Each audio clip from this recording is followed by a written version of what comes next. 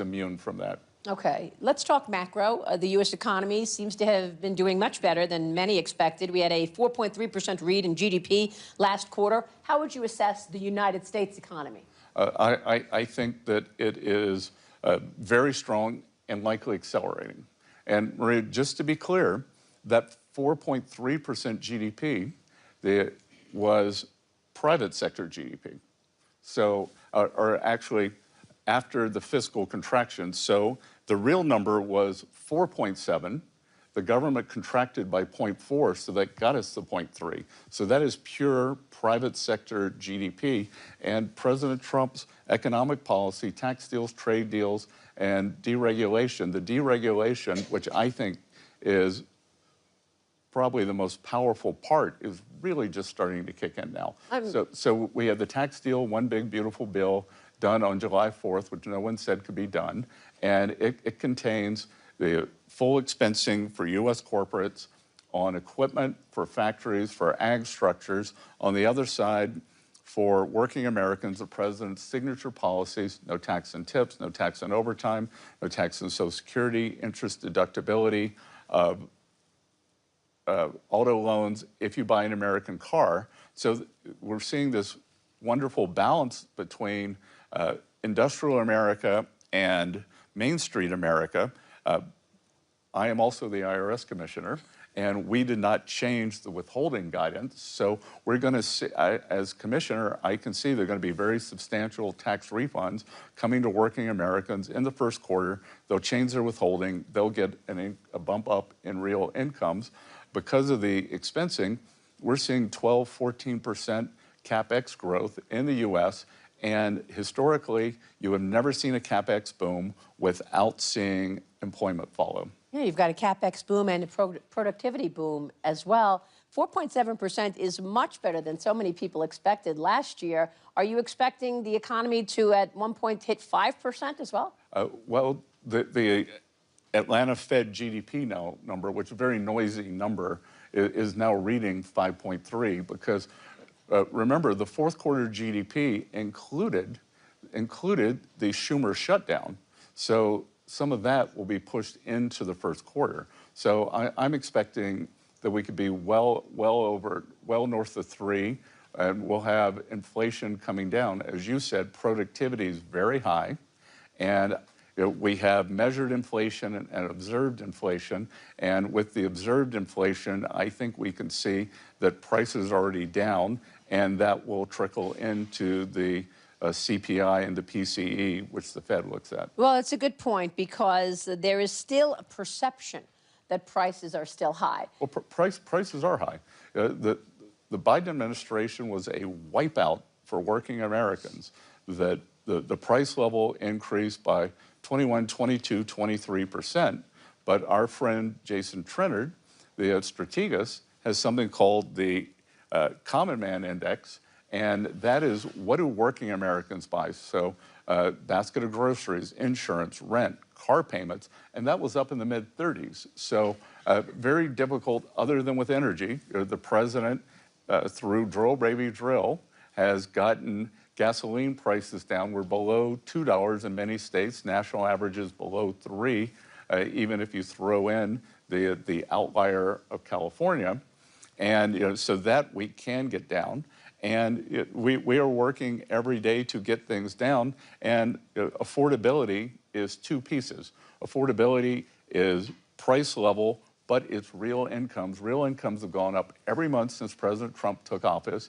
And as I said, I think we're going to see a big year for real incomes this year. Wow. And you said, in terms of the tax refunds, are we talking about thousands of dollars that people will be getting as a result? We could see, for working families, for each wage earner, we could see up to $1,000 per wage earner. Okay.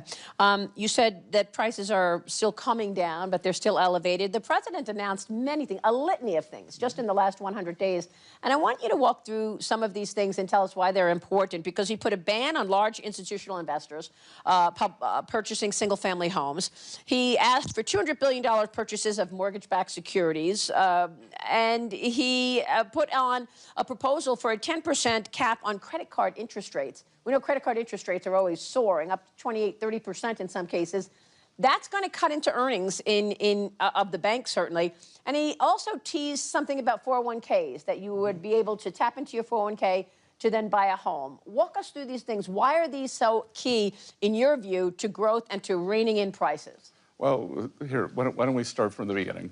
So, the first thing was the ban on large institutional investors purchasing single-family homes and the purchase of mortgage-backed securities. yep. So the ban on institutional investors in single-family homes, for those of you who are not American, in the U.S., pre-Great Financial Crisis, institutional investors did not participate in the single-family market. So post the financial crisis, institutional investors hoovered up single-family homes. They continue to do it, and there's an unfair tax arbitrage there. You and I have a mortgage. We can deduct the mortgage amount. Institutional investors can deduct the borrowing amount, but they can also expense any repairs and depreciation. So we think that it is a good idea to have them out of the market. We are going to give guidance at some point to see what is a mom and pop, that someone, maybe your parents for their retirement, have bought 5, 10, 12 homes. So we don't want to push the mom and pops out. We just want to push everyone else out. And what's important here, you will hear some misinformation that says, well, institutional investors are 1, 2, 3%. That is true.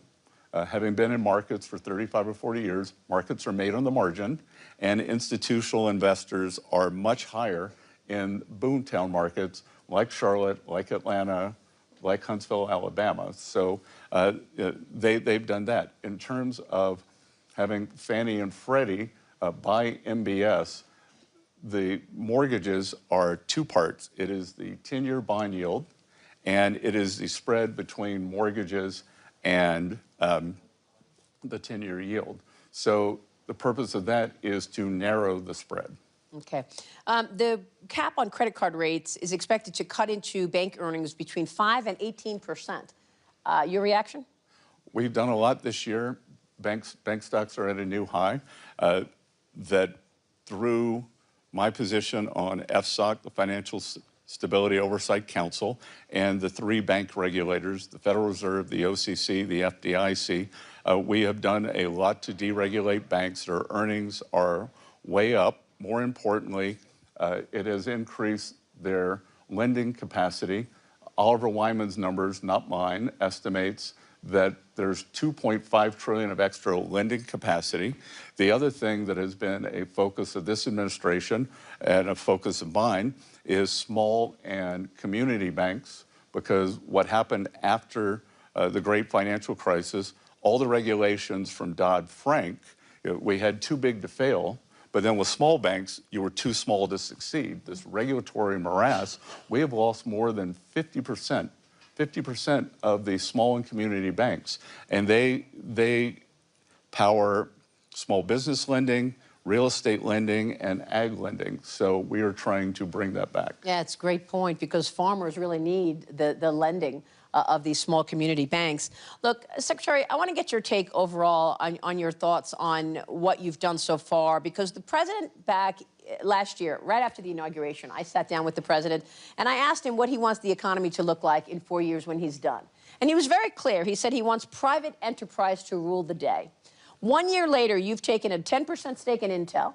You've taken a stake in MP. Now, I know that these are national security issues. And the other day, the president told the defense contractors, don't pay dividends, don't buy back any of your stock. You need to be fulfilling what the country needs in terms of producing weapons. So what do you want to say to people who say, look, here is a so-called capitalist president and a Treasury Secretary, and yet it's not private enterprise running things. The president is telling the defense contractors what to do, and you've taken stakes in these companies. A couple of things, Maria. I think the only good thing that came from COVID was it was a test run for what would happen if our supply chains were ever broken due to a kinetic war. So we saw that there are 5, 6, 7 key industries that we have to reshore. So everything you just said, rare earth magnets, we've got to get out from under China's grasp. the semiconductors, I would say that the single biggest threat to the world economy, the single biggest point of single failure is that 97% of the high-end chips are made in Taiwan. If that island were blockaded, that capacity were destroyed, it would be an economic apocalypse. So we are reshoring the semiconductor industry to the U.S. With the defense contractors are no different than the systemically important banks. They exist, like the systemically important banks exist because of the backstop from the Fed, because of the regulations, and these defense contractors have let down the American people. They have let down the American people. They are 5, 6, 7 years behind on fulfillment of their contracts, and they exist because of the U.S. Department of War. So I do not think it is unreasonable to tell them that until further notice, you need to build more factories and buy back less stock. And by the way, Maria, these CEOs are making $30, $50 million a year for failing the American people. So I don't see any discrepancy there. And it's, as you said, everything on your list is national defense. And so once they get to some normalized level of backlog, I don't know whether it's 2 years, 3 years, then we can talk about removing those restrictions. So what you're saying is you want private enterprise to lead the day, but when it comes to national security, the government will be a shareholder. And again, a lot of this isn't private. You know, we have seen what happens when the free markets get kind of perverted, because what happens with critical minerals, that several companies have tried to stand up critical minerals facilities in the U.S., and the Chinese come, lower price, undercut them, and then they're bankrupt. So we are going to put in a system, price floor, price ceilings, and when you talk about multilateralism and the U.S. leading, I just hosted at Treasury last Monday the G7++, so G7 plus Australia, plus India, plus Mexico, plus South Korea, and we are working at warp speed to create a critical minerals block where we can mine, process, and refine critical minerals, and China won't have this sword over our heads. So how long do you think it will be until the United States is, in fact, independent in terms of the refinement of these minerals, independent in terms of oil, et cetera? I mean, I know that the U.S. is the largest producer anyway, but do you expect this year, next year, what's your timetable in terms of the U.S. not relying on China for these things? Well, obviously for energy, we are independent. We're an energy superpower, and I would say 18 to 24 months. I went down about 2 months ago to my home state of South Carolina, and in South Carolina, for the first time in 25 years, there's a producer there who made rare earth magnets. So they are starting to come off the supply chain. They believe that within 2 years, they can fulfill most of the rare earth magnet needs for the U.S. And then we also want to help our allies because the supply chain is important. Mm-hmm. What do you want to say about sanctions, something else you've been working on, of course? What are you planning there in terms of Iran and the impact there? Do sanctions actually work? And the same question with regard to 500% secondary sanctions or tariffs on countries who purchase energy products from Russia. Okay, so two things there. There are Treasury sanctions. And if you look at a speech that I gave at the Economic Club of New York last March, I said that I believe the Iranian currency was on the verge of collapse, that if I were an Iranian citizen, I would take my money out. President Trump ordered Treasury and our OFAC division, Office of Foreign Asset Control, to put maximum pressure on Iran, and it's worked. Because in December, their economy collapsed. We saw a major bank go under. The central bank has started to print money.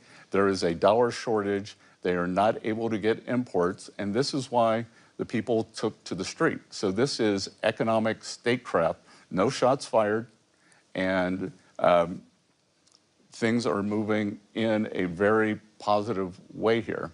On the 500% tariffs on the buyers of Russian oil, that is a proposal that Senator Graham has in front of the Senate, and we will see whether that passes.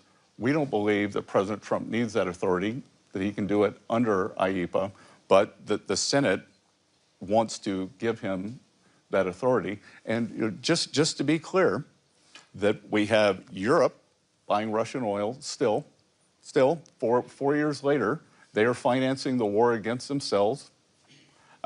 India started buying Russian oil after the conflict began, but President Trump put a 25% tariff on them, and India has geared down and has stopped buying Russian oil.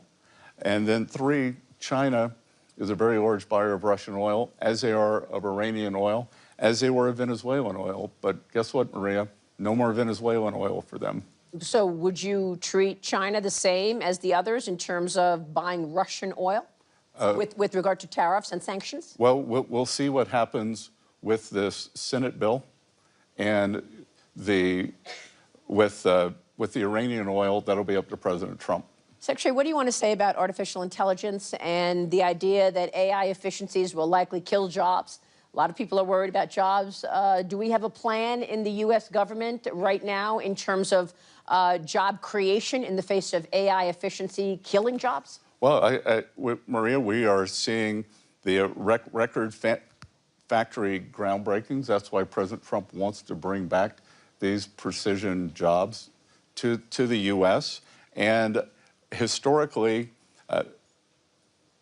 every productivity boom has led to job growth. Now, can there be some toing and froing in terms of people changing professions? I can't remember what the number is. Maybe you know it. 50, 60% of the professions today didn't exist 30 years ago. Well, it's a big number. Technology. It's a big number, but it's something we're very cognizant of. We haven't seen it in the numbers yet. I think that it could be very different than what we saw with the China shock. The China shock was a blue-collar phenomenon. My guess is the AI shock might be a white-collar phenomenon. We'll see. Secretary, as we wrap up here, a moment ago, you said, look, you've been dealing with markets for a long time, your entire career.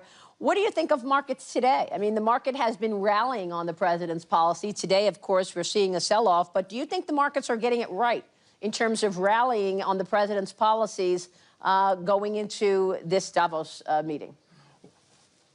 I try not to the extent I had success in the markets, it was not making short-term predictions.